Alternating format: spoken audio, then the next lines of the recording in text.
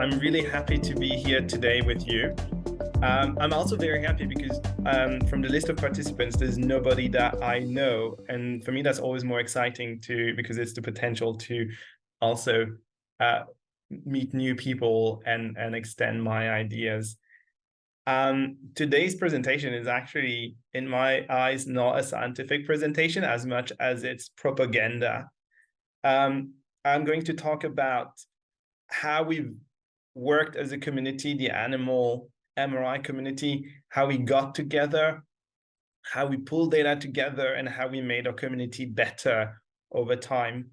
And even if you're not part of that community, I hope you will find there's a lot of things that can be learned from that experience that you can take with you to also improve other aspects of imaging. Because in the end, this presentation, it's a love letter to imaging. And everyone who grows up in science, and I mean, have studies that, get them so excited. And I want to start by sharing two of them that really, when I was a PhD student, these were the ones that really, got me into the field. The first one is a study. It's actually not MRI. It was before MRI was cool. It's with nuclear imaging, where they actually looked at cerebral blood volume in patients with depression or healthy controls. And then they found that there was already changes in the brain in participants with depression relative to healthy controls, specifically hypometabolism in that hotspot there. And that's exciting to me because it really, as the first study that really said, look, psychiatric disorders, it's not just something you get over with, it's something that happens in the brain. The other study I really, really love and I want to share is this study by Filippini in 2009. What they looked at was the so-called resting state functional connectivity. That's going to be a theme for today. That's acquired with functional MRI. And what they studied there was people who have a risk allele for developing Alzheimer's disease later in life. But the catch is they were imaged when they were in the 30s, when they were perfectly healthy participants, cognitively fine, but already at that young age, 30 years before they might develop Alzheimer's, who knows, there's already changes in functional connectivity in the medial temporal lobe, the spot where Alzheimer's disease is known to be acting, that could be detected in these participants. And I found that really amazing because it really reveals the power and the potential of imaging that we have for understanding brain disorders and eventually find better treatments for them. I'm not the only one who believes that, because these excitements over these early developments have led to gigantic, large imaging studies, the most famous ones being the Human Connectome project that aggregates thousands of MRI scans from participants. UK Biobank is the current heavyweight champion with, well, at the time I made that slide, it was 50,000. I think now they're closer to 100,000 MRI scans plus genetics. The Alzheimer's Disease Neuroimaging Network also aggregated thousands and thousands of MRI scans. So, and these data sets are being reused over and over to learn about disease mechanisms. So it's really, I'm here to hammer how important neuroimaging is to our understanding of brain disorders. When it comes to animals, however, I can't come to you and make the same claim that we are as big as UK Biobank. In a study we carried out a few years back, we looked at all the functional MRI studies in animals that was going on. We found it was mostly at the time a rat thing and a non-human primate thing, with some other funky animals being imaged here and there. But if you look at the number of publications over time from the early beginnings of the technique all the way to, well, a few years back, we'd be lucky if we have maybe 100 papers coming out in a given year. So I'm not making a statement that what we are yet is big. But I think we have the potential to really play an important part in the neuroimaging community, and in particular to neuroscience, brain and brain disorder research. This is a study that we carried out with a mouse model for chronic social defeat, which is a mouse model for depression. On top here, we see a literature meta-analysis for the search term depression that shows the brain regions that are commonly affected in the literature with respect to depression. And at the bottom, we see a brain state that is affected by social stress in animals, which is a model of depression. And we do find that is the same brain areas, so specifically the cingulate cortex and the temporal lobes that are affected both in humans with depression, but also in animal models. So if we are to understand what is the biology underlying this observation, we can actually, I propose that we can learn so much about depression. And that's the thing that gets me really excited. Here's another example of the power of translation of our method. So here, this is with an animal model for topathy, which is a pathology that is associated with Alzheimer's disease. Here, it's again a literature meta-analysis that really shows what brain areas are affected by tauopathy in humans on average across the literature. And we see specific areas in the ventral part of the brain that's consistent with our knowledge of the biology. And so if we perform functional imaging in animals when they start developing the pathology, and here is basically histology that confirms where the pathology sets in and the extent of the pathology in different parts. But what we do see is that it's the same brain areas that pop up in the humans as they do in the mouse. And again, I think this really underlies the huge potential that we have to use these technologies to understand the biology behind these disorders and make great scientific advances that can ultimately help our participants. But not everything is rosy with fMRI. And if you know a little bit about this, then you certainly do know that we really work at the thresholds of detection, and people question a lot what fMRI is because it's an indirect physiological measurement. It's confounded by all sorts of noise sources. It requires a lot of data massaging before you get to anything potentially relevant, and even the interpretation is not simple. And I mean, I understand if you are holding, a critical position about fMRI, because these statements are true, in my opinion. In the rodents, this is rendered even harder because we have to worry about maintaining the animal physiology. In our community, we have a huge debate whether we should have awake animals in the scanner, which is better because it relates to awake humans in the scanner, but that creates stress, or if we should anesthetize them, but then have another confound. The brain is a lot smaller, and we are all images here, and we know that whenever we try to image something small, we have problems with signal to noise. Also, just the setups that we use are overall way more different from one another than what you would expect from one site to another imaging site for human imaging. And also because we are tinkerers. We love to build stuff. We make our own home-built coils, our own home-built platforms, which is very different from what you would expect in human neuroimaging, where you basically mostly tend to rely on vendor-provided platforms. So these discrepancies really make it hard to navigate the rodent imaging community. So in case you don't know me, and I wouldn't assume you do, I was one of the very first person to play around with functional connectivity imaging in small animals, in particular with mice. And that's the work I did when I was a PhD student back in Zurich.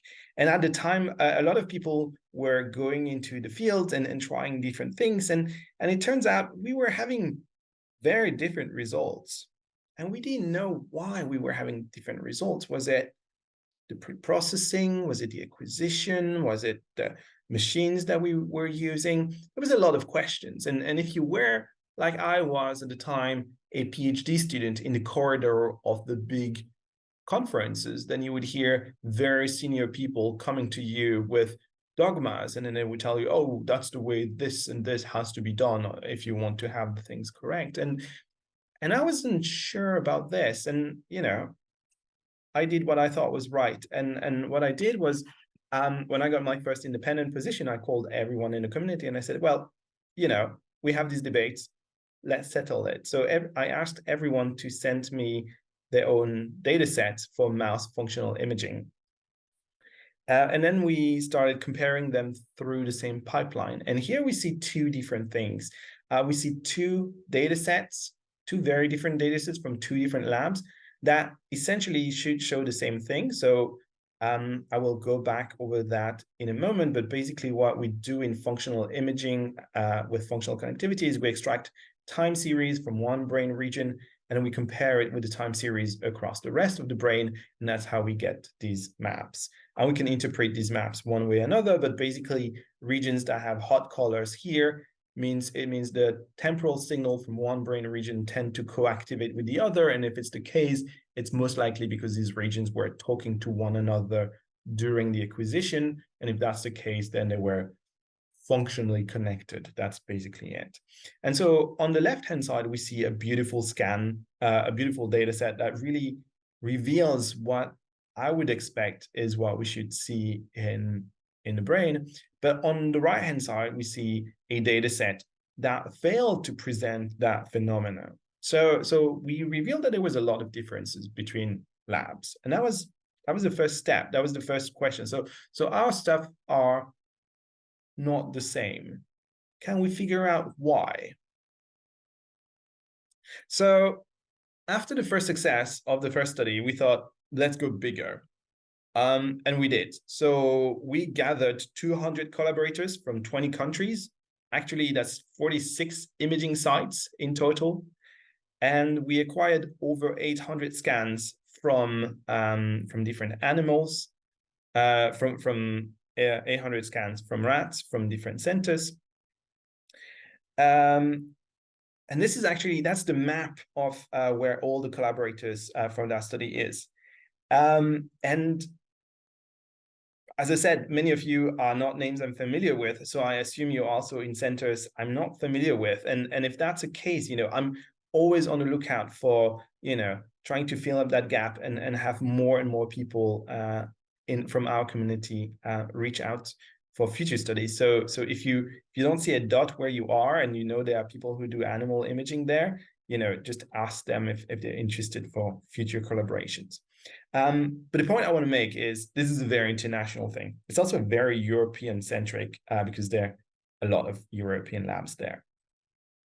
So we got a lot of data. So the first thing is maybe to provide an easy description. So what we were getting for there was rat resting state fMRI acquired with whatever protocol that they are acquiring at their own site. And there we already observe like the common source of biases that we observe. So for instance, people tend to acquire males over females. That's a problem. But also people use different strains. So that's also a big question that we ask, like, is there a strain effect? People use different anesthesia protocols with isoferrin and medetomidine being two of the big players, but also otherwise using wake scanning. People use different field strength for MRI for the acquisition as a function of whatever they have available. And that actually results in images being very different. And here I show three scans from three different data sets. And I've actually been very nice to our community here, and I've selected images that still look like rat brains acquired with functional imaging, because again, well, if I really show the truth doesn't look as pretty as it does. But even then you see, for instance, that brain region here, which is the ventral part of the brain near the ear canal, looks very different from one data set to another. The contrast is very different. And that makes also for processing quite a big issue. The main advances of that project, however, it's the simplest. And that's the thing I need to spend the most time trying to convince you about. It's what it is that we want to look for and what it is that we want to optimize. That's the biggest question. And if you ask anyone in the community, everyone will come with a different answer. So we had to find common grounds that most people would agree. And what that meant was boiling down the so-called functional connectivity phenomena to its very simplest form. And basically, we summarize it as two things. First thing is a so-called temporal property. So we are acquiring signal over time. And this is a very classical figure. If you study functional connectivity, you've seen that figure a dozen times in presentations, if not more. And basically what it shows is the basic concept of these temporal properties. So if you take any two regions, so here yellow and orange, and you look at the time series, they are correlated. That's what I was telling you earlier. So you see the yellow and the orange sort of co-activate and co-deactivate at the same time.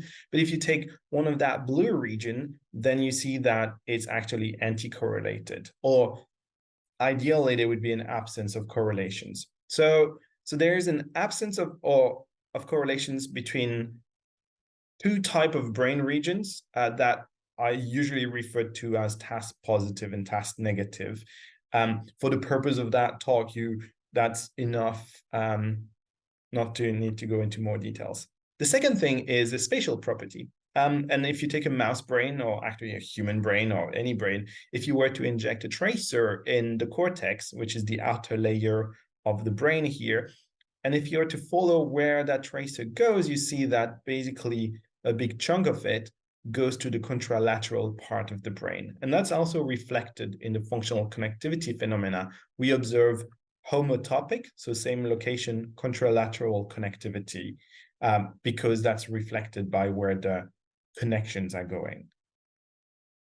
So based on that, we can actually propose that what we should be looking for in our system is strong correlations between 2 points that are structurally coupled. So maybe a point in the sensory cortex here, and then one that is symmetrical on the other side of the brain.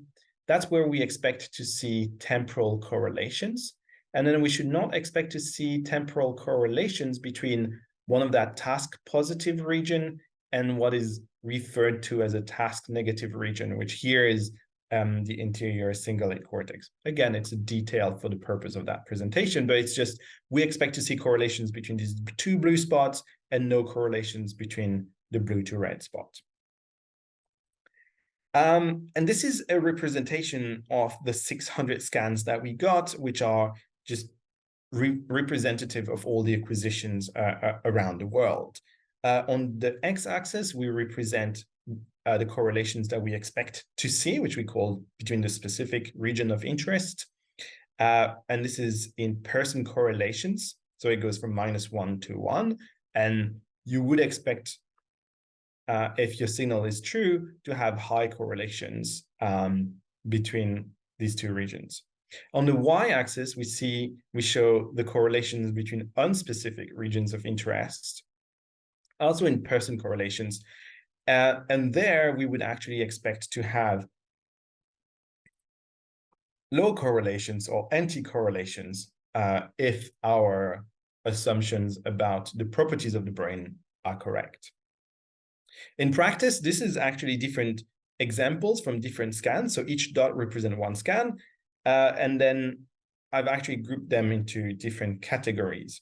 So about 30% of the scans that were provided to me looked about like this one animal, where you extract the time series from that brain region, it correlates it with itself, that's why it's red, but then there is no correlation anywhere to be found. We call that the no functional connectivity group, and that's about 30% of the material supplied. About 10% of the material is correlations we call spurious. So they also have a pattern, but they don't have this anti-correlation, these bilateral correlations that we would expect. That looks very weird to us, so we just call it spurious. So we have about 10% of it. Another 20% is unspecific. So we have strong correlations between the left and the right hemisphere, but also strong correlations where we wouldn't expect it, which is that area in the center of the brain called the cingulate cortex. So we call it unspecific because there is the thing that we would want, but there's also things that we wouldn't want in it. So yeah, we're not so happy. And the final part, we get just shy of 40%.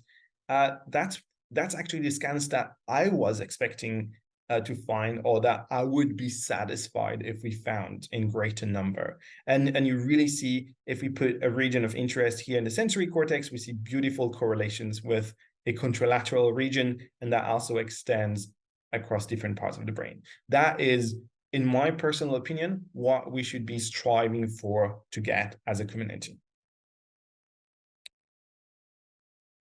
And we can basically look at these parameters. We've categorized them as specific, no connectivity, spurious, or unspecific. And then we can see, for instance, what were the conditions where there was greater incidence of specific scans compared to other conditions. So for instance, we find that, as expected, the way we prepare the animal to go into the scanner, the way we anesthetize them, plays a big role in explaining how we get specific versus unspecific scans.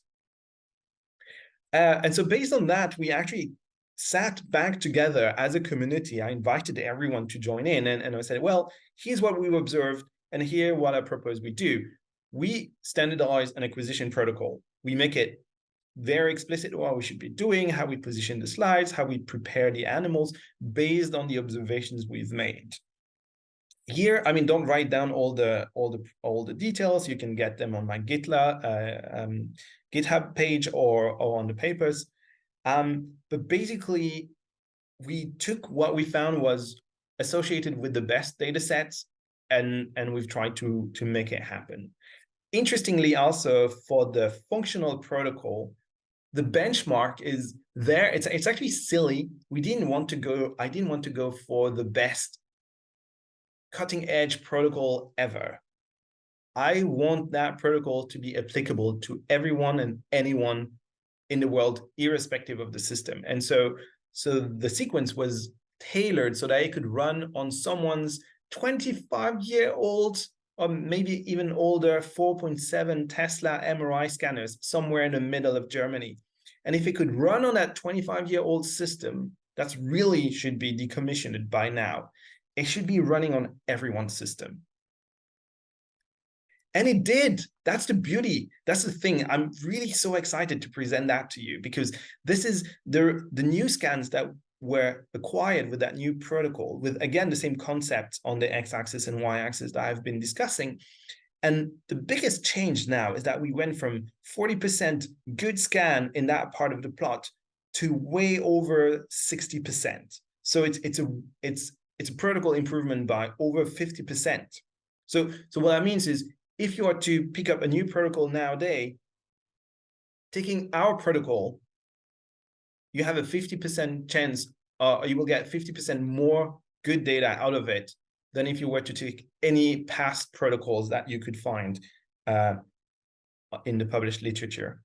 And that's a beautiful thing. I really like it. I'm really excited, because this is, I mean, you'd say 50% is not a lot. It is a lot when we're discussing having good data, especially with animals, where we have to make every animal count. So I hope, I got you excited with that, because I am. And the funny thing is, we can also look at the distribution of incidences as a function of some parameters. And the first interesting thing is, you can acquire good data with low field magnetic strength. It's not about who's got the most money and who got the biggest system, because someone with a 4.7 Tesla scanner managed to get a lot of very specific scans in the data sets. So it's not about who got the best system when it comes to functional imaging. For instance, there's a sweet spot with signal to noise, or temporal signal to noise ratio, but that's basically something that's achievable for almost everyone, irrespective of the field strength that they have. There are also physiological sweet spots. So, of course, if your animal is half comatose and barely breathing, you're not going to get good results. But, if you're within a certain, actually relatively large ballpark, you're fine. Same thing with if your animal is moving in the scanner. I mean, if it's really moving by a lot, you're going to have problems. But, there's quite some margin where you can be and still be in the safe zone. So that's the thing. It is very informative, in my personal opinion, to work together. There are also additional improvements. I'm really excited and I want to share them with you because, I think they are transformative for what we're doing as a community. The first thing is it's all about promoting scientific good practice. And I am a firm believer of the advantages of pre-registrations. And so that study was pre-registered before we got going. That was one of the first things we did. We rely on open source software. Actually, for the need of that study, I have co-developed with my partners in Canada a fantastic suite of pipelines that can be applied both for mice and rat functional imaging that is really amazing, powerful, and reproducible. If you want to follow anything that I have done in that paper, you can go back into the code. Everything is being shared online and you can read all the code. I'm not a very good coder. I was just starting at the time with Python, but you can go there and you can audit how I've done every figure. You can see how I've done every statistics. And if you want to make the same figures, if you want to make the same statistics, go ahead, take the code, it's yours. And finally, we've also came up with a common vocabulary for quality control and quality assurance, a way to say, well, that's how we should look at the data, and that's how we should make sense of, what is a good image registration versus what's not a good image registration.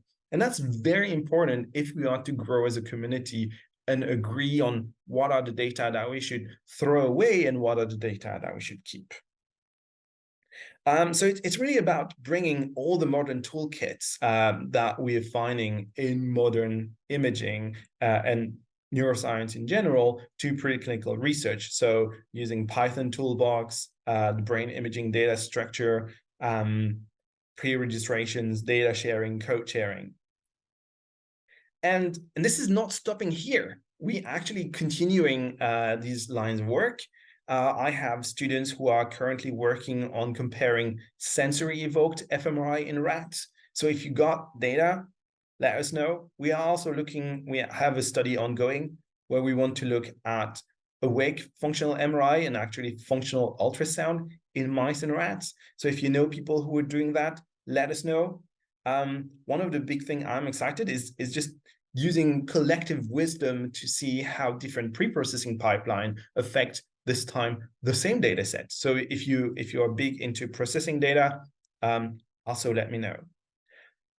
But I think the biggest and most important thing is, as a community, we need to start thinking, what's the next big project? What is going to be our UK biobank? How we can use imaging, in particular preclinical imaging in that particular case, to have, a big, ambitious, lasting impact in the scientific community. And that's not something I can do alone. And that's something I'd love to have a conversation with you about whenever time arises. As you can imagine, there's a lot of people that I need to thank for making this happen. As I said, before I started the conversation, I didn't see any of your names from that list in there. But I'm always looking forward to making new collaborations. So do let us know. There are a few people I need to thank, especially the team in Canada, Montreal, McGill, Mala Chakravarti, and the two Gabes, who've been fantastic. And also they've provided me access to a supercomputer to make that study materialize. So with that, that's it. I would like to thank you so much for your attention, and I look forward to a fruitful discussion.